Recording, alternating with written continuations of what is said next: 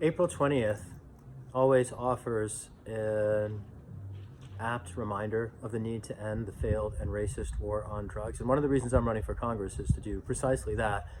I want to offer a couple thoughts informed by an investigative journalist here in the Bay Area who had a storied legacy and some of its implications for not just criminal justice reform, but the broader agenda of unwinding the intersecting evils that Dr. King described in his era before he was taken from us. So first, I live very close to the corner of Haight and Ashbury. It's an iconic intersection in San Francisco with a storied legacy going back certainly to the era of the counterculture during the 60s.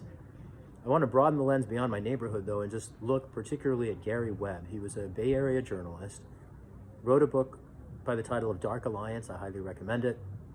His findings were incendiary.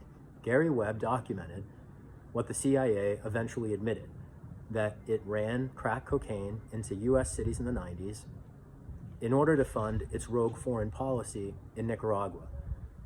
Many people forget the role of the CIA in contriving the domestic drug trade and the war on drugs that then filled American prisons with black and brown bodies. Black and brown bodies subjected to legalized slavery by the millions today in 2022. Now, when we talk about unwinding the failed and racist war on drugs, we can't stop at criminal justice reform because it's not just a criminal justice issue.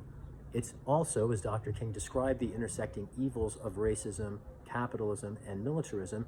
It also inextricably implicates the Pentagon and the military-industrial establishment. Plan Colombia makes this very clear. The history of Nicaragua makes this very clear. And I want to give this to you in another way. Every time our nation has either deployed troops or just even sent weapons to a foreign theater in the last 2 generations, it has always, in retrospect, turned out to be based on lies. That was true in Vietnam. It was true in Nicaragua. It was true in Iraq. It was true in Afghanistan. It was true in Miami and LA when the CIA was running crack cocaine into those cities, creating a market for illicit substances and effectively contriving the explosion of mass incarceration. Now, if we acknowledge militarism as part of the problem in the war on drugs, I want to then take some inspiration from another storied figure, not Gary Webb, but the late Senator Mike Gravel, who challenged militarism in the United States, among other ways, by, as a senator, reading into the congressional record a classified document, the Pentagon Papers. He put it in the public domain. It took a member of Congress with a constitutional commitment to fight the executive branch on behalf of we the people of the United States to do that, to inform the public how a war that cost 50,000 American lives and millions of Vietnamese lives, a war that included an ecocide, and more bombs dropped on neighboring countries that weren't even in the conflict than over the entire history of the Second World War put together.